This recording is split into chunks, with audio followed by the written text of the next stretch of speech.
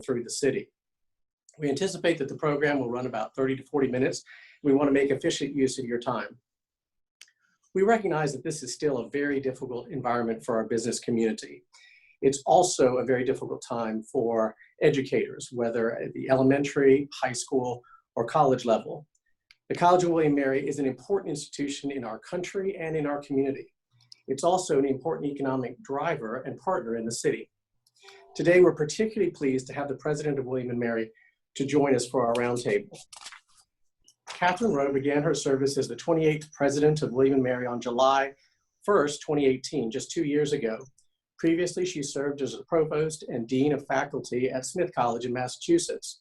But she's also a tech entrepreneur, a classical scholar, professor and author in English and American literature, and a national ultimate Frisbee competitor and champion.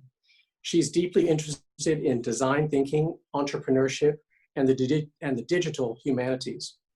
Under her leadership, William & Mary has advanced a number of initiatives, including the Central Entrepreneurship Hub adjacent to the Launchpad that is co-sponsored with the city.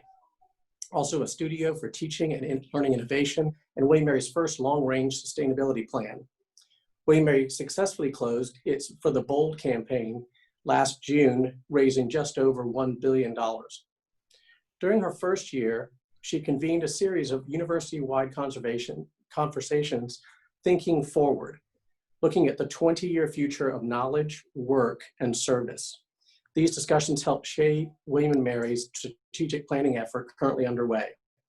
In the first phase of planning, the university community crafted William & Mary's first ever Statement of Shared Values. She's also co-founder and former CEO of Luminary Digital Media, which developed a series of educational apps enhancing student engagement and the learning of classical Shakespearean texts. As a demonstration of her depth, she served on both the Northern Virginia Technology Council as well as past president of the Shakespeare Association of America. She lives in the president's house on the historic campus with her husband, Bruce, who's also a technology and communications entrepreneur, and they have 2 adult children. As COVID swept America last spring, President Rowe had to react and then adapt to the current pandemic landscape. William & Mary may be a model of how to provide choices for students and faculty while offering a full on-campus experience. I've been impressed by the incredible planning and forethought undertaken by the leadership team at William & Mary. President Rowe is also thinking about what higher education looks like after the COVID crisis. We're looking forward to hearing your thoughts today. President Rowe, thank you so much for taking the time to speak to our business leaders. We look forward to hearing from you. Thank you, Vice Chairman Overy. Good afternoon, everybody. It's a pleasure to be speaking with so many friends and neighbors and fellow business leaders. Can everybody hear me okay? Yes, okay, terrific. Well, I'm grateful for the invitation to join you virtually, though I know all of us are sick of Zoom calls or Ring Central calls and longing for the chance to be together in person and gather as this community has traditionally been really powerful. My goal today is to share just a little bit about how William & Mary is thinking ahead to what U.S. higher education needs to be focusing on after COVID-19. But I don't want to jump too far ahead immediately. I'm going to start by sketching the landscape that we're navigating right now, 8 months into pandemic, which I think is probably going to have a lot of similarities to the ones that you are navigating. And then I'll turn to the key opportunities I've seen for higher ed to embrace innovation that will sustain our economy locally and regionally and nationally. I see you, this group, as really critical thought partners in understanding how we might cultivate new modalities to retain the talent that we badly need in this region and to increase the resilience and adaptability in our economy. That has been, as Vice Chairman Overy said, one of the key focuses for William & Mary, how to adapt and how to be resilient under pandemic. I'll start just by acknowledging how difficult it is for anyone to take a long view right now. There's still so much vulnerability in our health, in our family finances, in our regional finances. National infection rates are rising very precipitously and frighteningly. Our communities are bracing for a third peak this winter. And there is new weariness to add to the existing strain. We have been, I think, most of us bearing intense care and concern for months now, and we naturally focus on the near-term and immediate concerns. Among the most important tasks I think that we have as business leaders is to reorient our community and take a wider and longer view, and to help the community, particularly this community of leaders, sustain that longer view, even when we're called back to immediate crises. Universities around the nation have navigated a really unprecedented semester. At William & Mary, we are starting final exams next week for our undergraduates. And thus far, our community has been able to minimize the spread of COVID-19 on our campus. I checked the dashboard before logging on today, and I hope all of you know that we do have a dashboard so that you can check. It's updated every weekday to see what are the number of cases on campus and how we're managing them. There are currently fewer than 10 active student cases and fewer than 10 active cases for employees right now. I am so grateful for the incredible support that Williamsburg has given us, and particularly to our City Council for joining us this fall in our Healthy Together commitments. Many have reached out with kind notes and with a lot of generosity. And if you think about where we were in August, all of us, the peninsula was the hotspot for rising infections in the Commonwealth. I think we were close to 10% positivity rate at one point. We are now at about 4. It's going up again just a little bit over the last month as I've tracked it. But what we've done is bring students back and reduce the overall positivity rate in the region very, very much. And that isn't because all of our negative tests are being added to the overall tests. As I understand it, only our positive tests go into the overall tests. I think what that has to do is, it has to do with a commitment to shared norms in this area. And that has been something that our students and faculty and staff have worked very, very hard on. And I know that our neighbors in Williamsburg and beyond have as well. William & Mary's had 3 overarching priorities for decision-making since the pandemic hit. The first is to protect health in the community. That means our William & Mary campus community, our broader community, and our regional community. The second is to keep teaching and keep learning, and I'll come back to that in a second. We've offered multiple modes of teaching and learning, fully remote, blended, and in person, because it's been important to us to have students and families choose the scenarios that are best for their learning, given how they are experiencing and navigating the pandemic. And then the third priority is to keep our workforce employed, straightforwardly. We've made very significant investments towards these 3 goals. In public health, we are using 5 different kinds of testing now and testing out, exploring others. We are doing systematic prevalence testing of high-risk groups. We just completed the 3rd round of census testing for the whole student body. We can test 20 students in 10 minutes, I think, at Kaplan Arena. We are using at-will testing, free for all employees and free for students returning home, so they can time their test with when they plan to return to their home communities and keep them safe. And we're using wastewater testing. We're developing that technology now, which allows us to balance off results against some of our individual tests. So to protect the whole community, in order to keep teaching and learning, in order to see our students through, testing, as you know, is only one part of an array of responses, and they only work if you use them all together. So we have been and will continue to focus on adaptation, systematic, planful, and comprehensive adaptation to achieve those 3 goals. As I said, we've been working very systematically to think about how we can keep our students learning. That has required rapid adaptation of kind we've never seen before at William & Mary to be able to use remote learning tools as well as blended learning tools in the classroom. Over 500 faculty, and we have about 700 in total, took an intensive course on remote learning this summer through the Studio for Teaching and Learning Innovation that I started when I got here. We have, in the process of all these adaptations, incurred a $30 million shortfall this year, and that could go as high as $100 million. And we've been managing those kinds of extraordinary challenges very systematically also, and well, I think, using the multiple tools that any leadership team does: cost reduction, cost avoidance, reduction in executive salaries, reallocation, debt restructuring, and more. So far, we are an outlier among our peer universities in not having taken across the board compensation actions or employment actions. But as all of you know, we have a very long way to go. And as we plan for the spring, we're taking nothing for granted. We know that spring will be different indeed from the fall and the summer, though we've learned a great deal about how to manage through pandemic.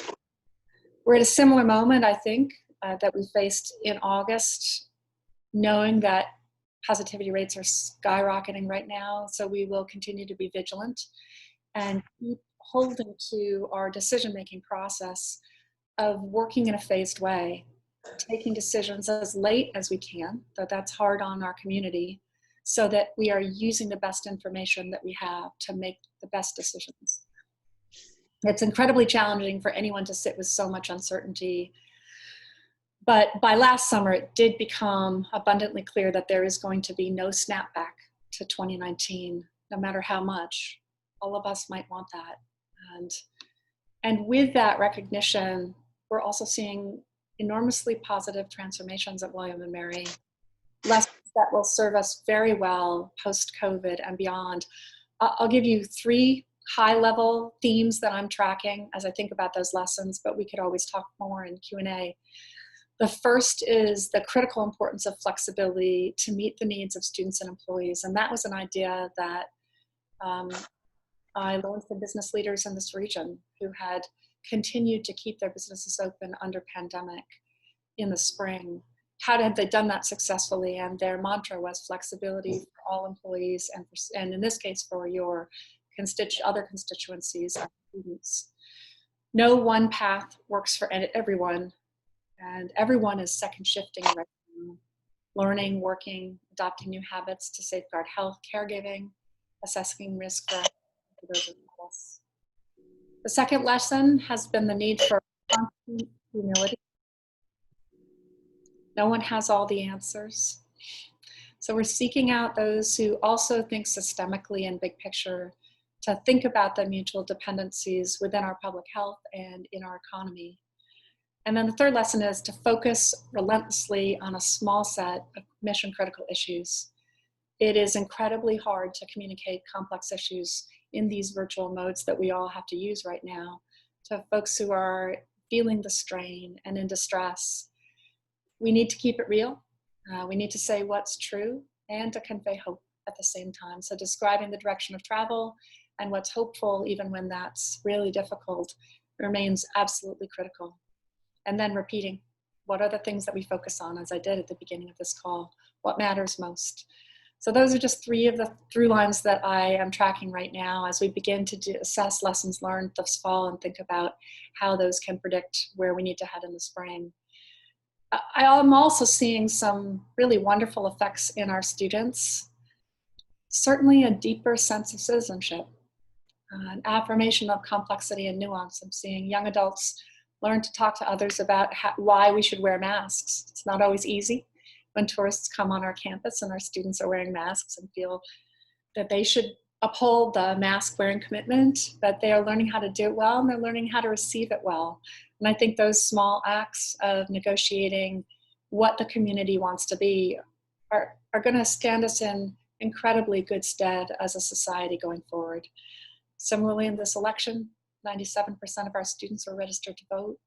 It was an incredible stat, something we're really, really proud of, and they voted across the spectrum. We will have a generation of voters from this moment, and as the alma mater of the nation, sustaining our democratic institutions is an incredibly important value.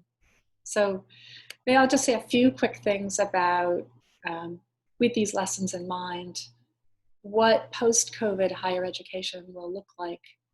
And I'll start with something that I think this group knows very, very well, which is that the pace of change that was already very fast is accelerating dramatically across every sector.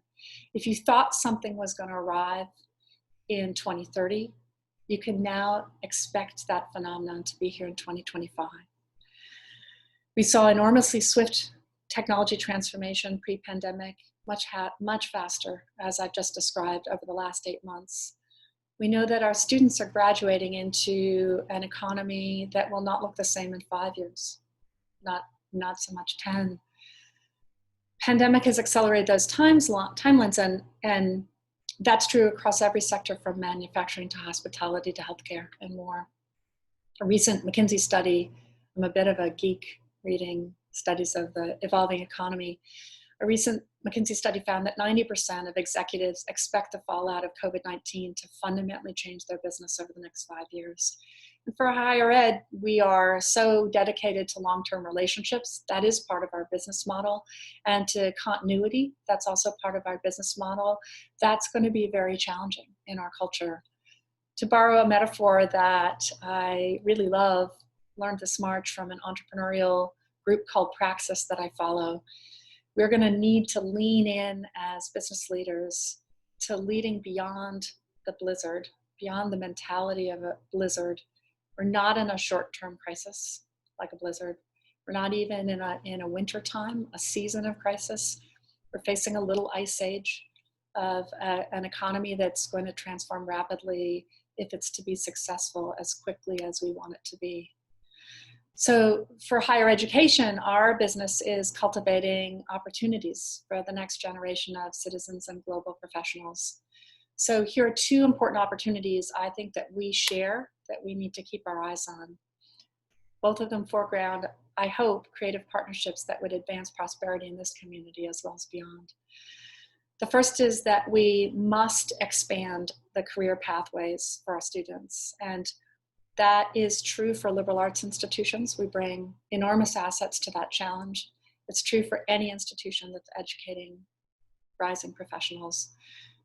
All educators who've been in the field for a long time, nearly 30 years for me, we know that every recession, the graduate students and the professional students and the undergraduates who get their degrees are at disproportionate risk of underemployment. Very, very severe risk that can have negative effects for a decade or more. And we're talking effects on their family life, their health, their happiness, their career opportunities, the paths they choose, the communities they join. We're looking at a recession worse than any that we've seen in recent decades. And those historical lessons of graduating into recession are ones, that's what keeps me up at night. Higher ed has to think both short-term and long-term about that challenge to combat underemployment over the course of our students' whole careers. Universities don't just have the luxury of thinking ourselves as in a 4-year or a 2-year relationship, or maybe a 5-year relationship with our graduates. So every university that I know is thinking about how to resource a completely different level of support for those who are pursuing professional life, as well as the life of a complex thinker and a citizen. That means landing in your first job and your 5th job. So this spring, William and Mary stood up a university-wide career pathways team. We brought all the resources and career development together into one single effort. We aim to draw on that university-wide expertise to showcase the broad skills of our liberal arts and professional school graduates, and to help them network, particularly those who are first-gen students of color, graduates from low-income families who don't already have those network opportunities. As we move forward, partnerships with you, with local businesses and employers, will help us retain this exceptional talent in Williamsburg and in the Commonwealth more broadly. And as all of you know, we have a net outflow of talent, and I fear that we risk that getting worse under pandemic.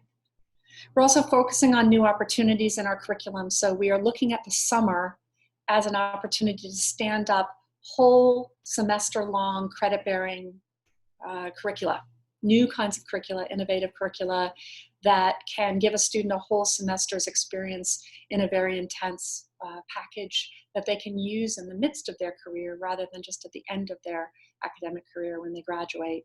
So a great example is a Jumpstart Data Sciences program, 14 credits that take you from 0 to 14 credits in one systematic, short, multi-week process, regardless of your major, to a minor in data sciences. So an accelerator process in a field where every industry, every community is going to need people who can think critically about how we ask questions of data at scale.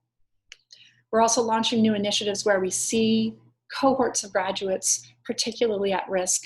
So our Veteran to Executive program that some of you may have heard about, which I'm really, really proud of, aims to take a national leadership role in accelerating professional transitions to citizen life and speed growth of leadership agility for military and veteran students. So again, that's a population that we know under recession is incredibly vulnerable. We saw that in the underemployment for veterans this spring in May when we launched that program. So last thing I'll say is I think we have a wonderful track record so far in the last 8 months of forging innovative partnerships around service with all of you. I'm thinking about service in a very expansive sense. Service to support local businesses as well as traditional social service agencies. I think in September you heard from Crimdale Small Business Network co-founders. Is that right? Vicki Harrington and Kara Simpson. That's exactly right. Yep.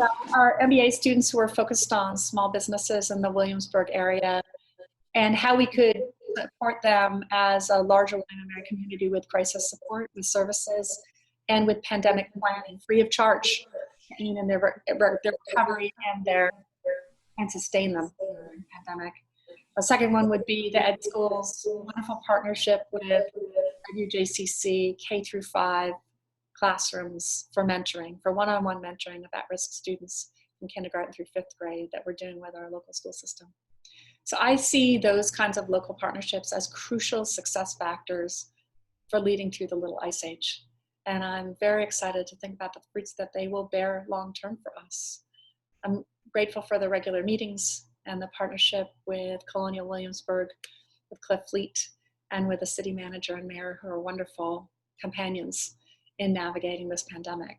And I hope that all of you will continue thinking about how you can partner with William & Mary, how we can scale up opportunities for internships, for business development. We have amazing resources in place in our new entrepreneurship hub to brainstorm those ideas.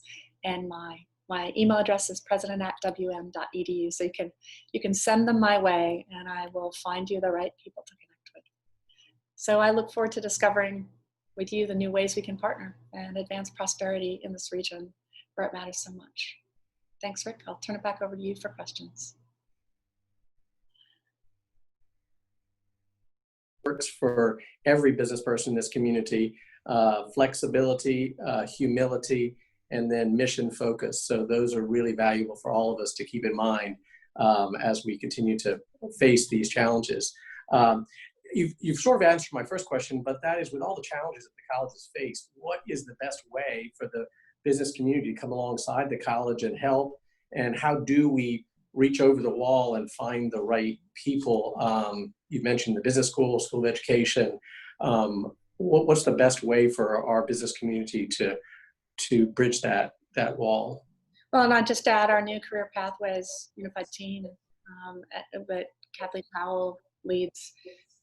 When you reach out to her, you're reaching out to every single career opportunity development process at William & Mary now, rather than having to do it with multiple different stops. So one stop for partnerships on internships and recruiting. I think besides that very concrete kind of handshake and then development of ideas, there are two other ways that we can help each other. The first is to continue to help the community understand the link between shared norms around public health, those Healthy Together guidelines, and prosperity in the economy. The fact that when Williamsburg wears masks, not just William & Mary wearing masks, we keep businesses open, we keep people in jobs that they passionately care about, we keep families in healthcare, and that adopting of shared norms, not something that the nation has done as a whole, is a real strength for this region.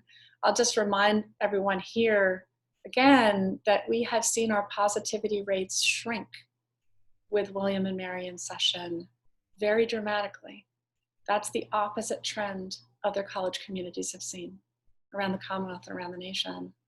So I do think our true north as a community has to be to sustain and expand those shared norms that safeguard health, because that safeguards prosperity in the region. That's one. absolutely, as I've said, join us in the effort to prevent underemployment. It really is the thing that I wake up every morning thinking about. 16% of students that were entering a freshman class this fall are not going to college right now. That's a devastating statistic for our country.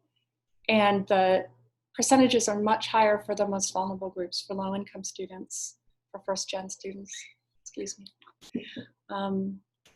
So thinking about that in a very intentional way matters a lot, so that this generation has the kind of opportunity and that we have the kind of talent that we're going to need to be competitive. I think the last thing that I would say is help each other share the message about how difficult the financial picture is, and that transformation is going to be how we see through. And think systematically about that transformation. So message that for each other as a business community, more broadly, across different sectors. Personally, I think it's going to be a rough winter with our hospitality industry, obviously, but other businesses as well. And so we have to sustain each other, continuing to share that message. And I think the shared norms is critical that we can do in a community of this size, which is a great advantage of having a community. And then continuing to adapt, which you said as well. I don't think we can let it go unaddressed. We understand that there's a path forward, particularly for William & Mary Athletics, and still facing, again, you highlighted significant financial challenges. What should our audience know about William & Mary Athletics for the rest of the season? Basketball, football, will it happen? Can we attend? We've had a lot of support for William & Mary Athletics over the years. Well, same answer as before. Our true north at William & Mary is our commitment to safety and well-being for the community. So we're going to continue to play as safely as possible and make decisions in a phased way. That means for the present, no visitors on campus. Women's basketball and men's basketball start in late November. We don't anticipate opening those games to visitors. That wouldn't be consistent right now with our very conservative approach. If the national picture shifts, right, we keep looking at the data and making decisions based on the data. Good. And we hope we get football in the spring or at the very latest next fall. So we've got a lot of great teams there, and we know that you're lifting them up and trying to develop a pathway forward for athletics as well. So we're grateful for the students on campus. I think we've already talked about this, but what can our audience do to keep students on campus and in the community, and when can we expect them back? If you can give us a little idea of the time frame. Our calendar is published. It's up on the website. It's the same calendar as always. Starts in late January, and instead of having a spring break as 1 week where students would leave, which we think is not consistent with both the public health of the town and the students and faculty and staff and their families, we're going to be distributing spring break days around the semester, which is neat. There will be no assignments, no classes. We're working on how we actually stick to that rule for everybody, so they're not just catch-up days. And the calendar's up. Go take a look at it. We are going to be doing a phased return. That was a very successful part of our planning in the fall, something we did that others didn't do, that allowed us to establish what are the norms, what are the risk factors under the new semester, and then plan around them, adjust around them. And we're just so grateful to our William & Mary students and our community and businesses. Yeah, they take this seriously. When you walk on campus, you'll see nearly 100% mask wearing. And if someone's not wearing a mask, they're probably not from William & Mary. So help us stay focused on that, maintaining health and safety and finding ways to socialize, because we need that so badly, that are safe. And under crisis, you discover who your community is and what they stand for. And we've seen amazing responsiveness from our students. I feel incredibly proud of them. Well, it's clear they want to be on campus, which is not true for all students. So that's really a distinguishing mark as well. So Well, we're grateful for your leadership. We're grateful for your transparency and your words today that are very helpful in terms of what's going on campus and how the business community can be involved. And then some thoughts for us just in general in terms of shared norms within our community that make this such a special place to be. So thank you so much for being with us today. Such a pleasure. I like open Q&As, so I'm sorry that I'm not getting to talk to all 60 people, but hopefully next time. Well, thank you very much. We'll hope to have you back. We'll look forward to it. That would be a pleasure. Thank you so much. Thank you so much. Bye-bye. Our EDA team has made important effort to keep our businesses and to help with the navigate the myriad of programs that are available at the national and state and local levels. Our economic development staff has been working overtime to provide support for city businesses during this crisis. Leading that effort is our economic development director, Michelle DeWitt, who will highlight some of the resources that are available to businesses. Some of them continuing, some of them new, but thank you, Michelle, for yours and your team's efforts. Thank you, Rick. Appreciate that. And you'll see on the screen an update. Today, I'm just going to talk about grants again. And there have been a lot of grants, and we realize that. Don't hesitate to email, call, or text us if you have a question. Have I applied for this grant? Is this grant different?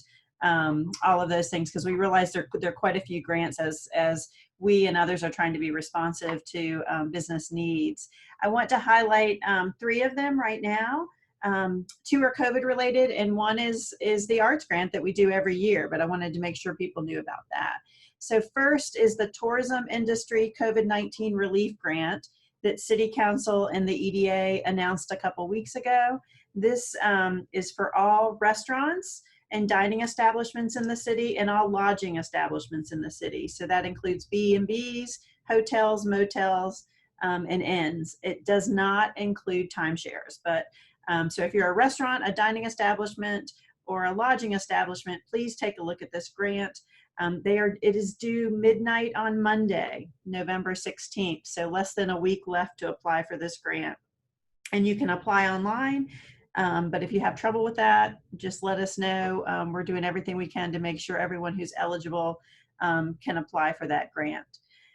The second one is our Cdbg COVID relief grant, which has been going on since July, and this is up to $5,000 for any business who was affected by COVID-19, and it's a reimbursement grant. So if you spent money you spent on rent or your mortgage or purchasing supplies for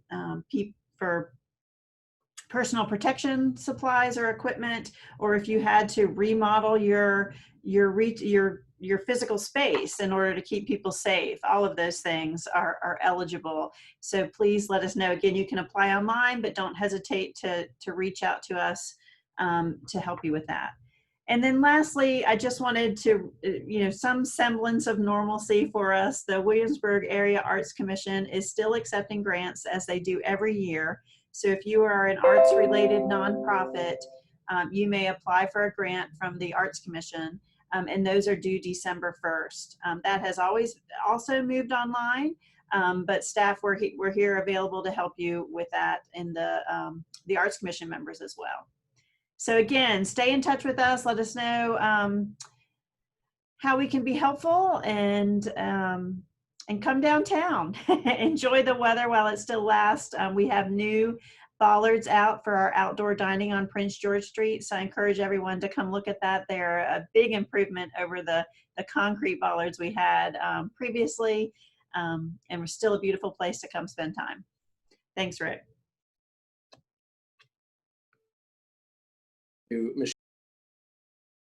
We know that there's an alphabet of different programs at the federal, state, and local level, but that should be your first resource in terms of sorting out which is which and which you're eligible for.